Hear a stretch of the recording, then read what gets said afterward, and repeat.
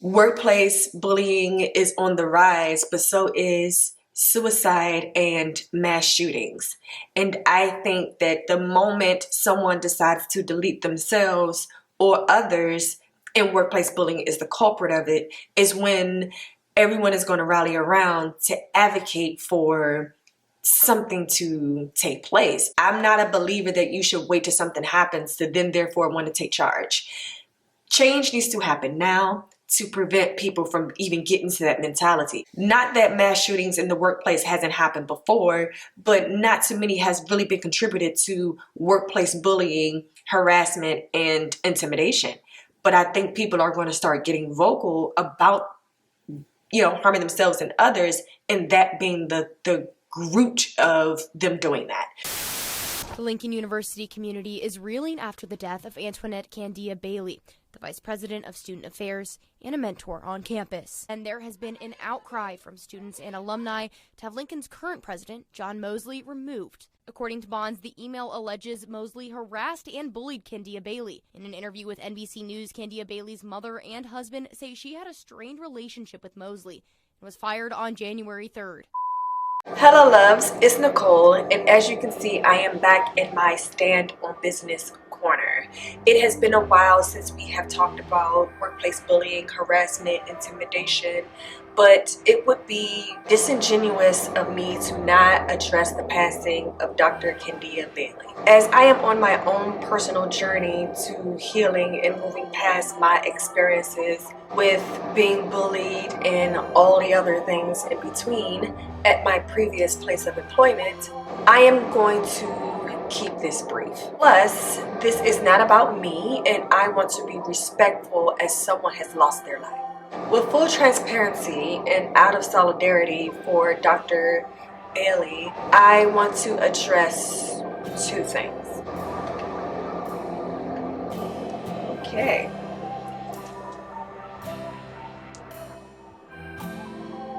I'm gonna sit here.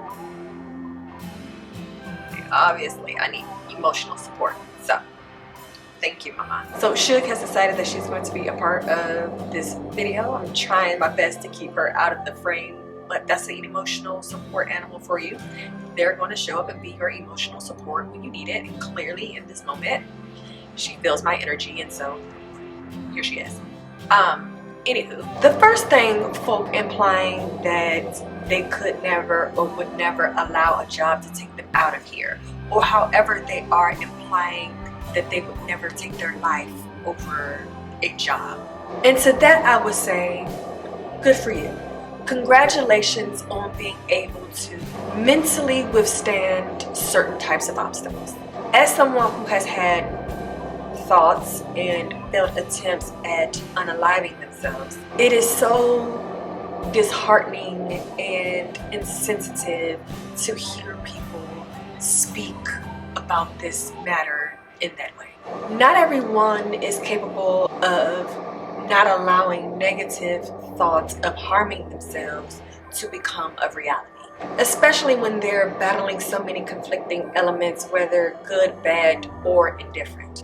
Fortunately, I have the tools, I have the support system, I have really been putting in the work and taking the necessary steps towards healing. But that is not the case for everyone.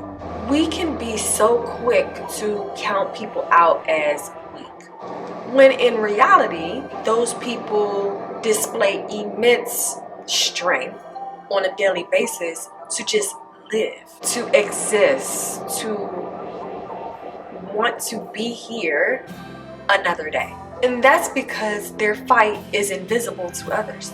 We disregard it simply because we only see the outcome, the end result, the death. I encourage you all to check on your loved ones. I have said this time and time again, a lot of us who battle with thoughts of no longer existing on this planet are usually the strong, forward-facing people, which is why so many people say, I never saw it coming. Because on a daily, we are fighting to be the strongest that we can outwardly and have other people believe that's how we feel internally. So I would hope that we would take more moments of rallying behind one another, especially those that we know are struggling, instead of judging them for their decisions or actions once they are gone. All I'm saying is compassion. It is the lack of empathy that attributes to why our nation cannot get anything done to protect, help, and support mental health, gun laws, women's reproductive rights, workplace bullying, and so on.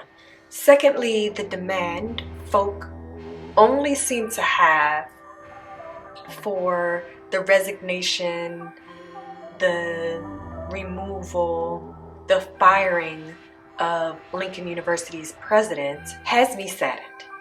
And here's why. So that's it? That's all we got? Only eliminating the cancer without giving it treatment? How is that supposed to work?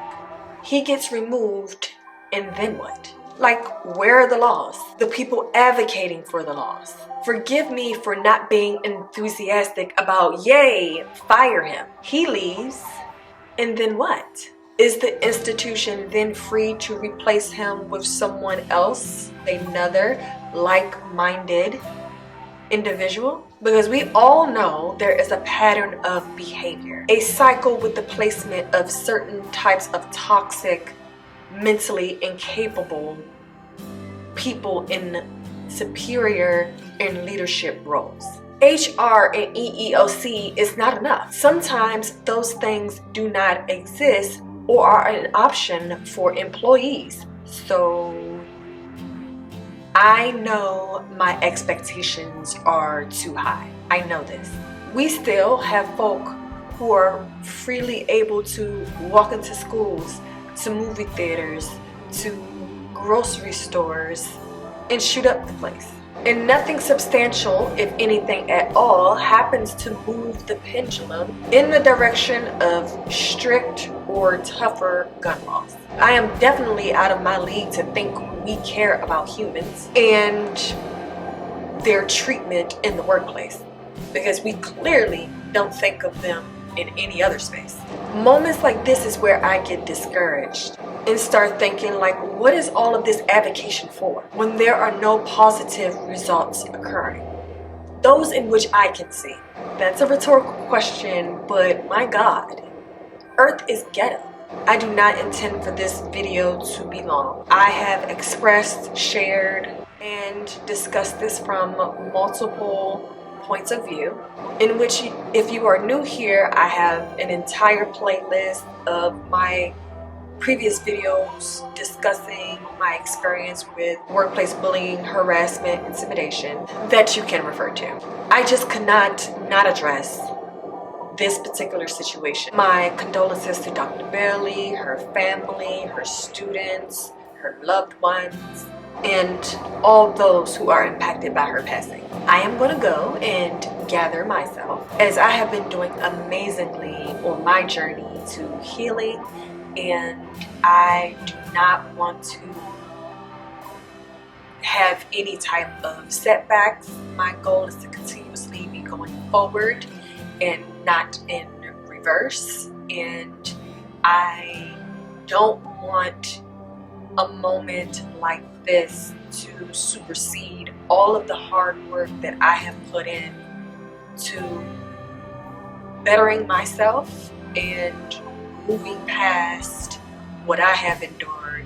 But I must admit, hearing about situations like this, particularly when I know I can relate, going deeper than that, knowing I have an understanding of the mental capacity and state in which she could have possibly been in to make that decision to unalive herself because of her workplace environment and experiences, it's overwhelming and is disheartening, and it's that outcry to be like, hear me, see me, this is impacting me, this is how this is impacting me, I'm doing all of the right things I'm told to do, to document, to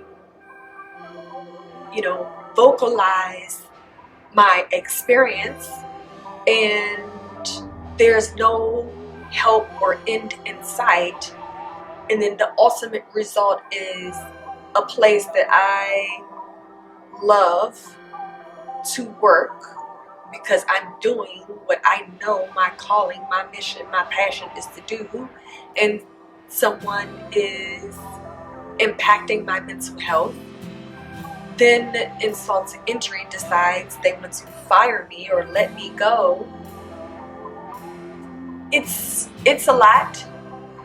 It's a lot. But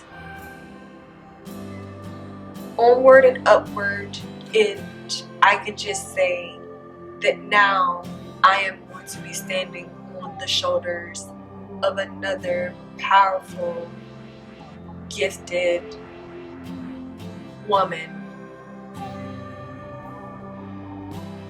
Yeah. Anywho, if no one told you today, let me be the one to say, I love you.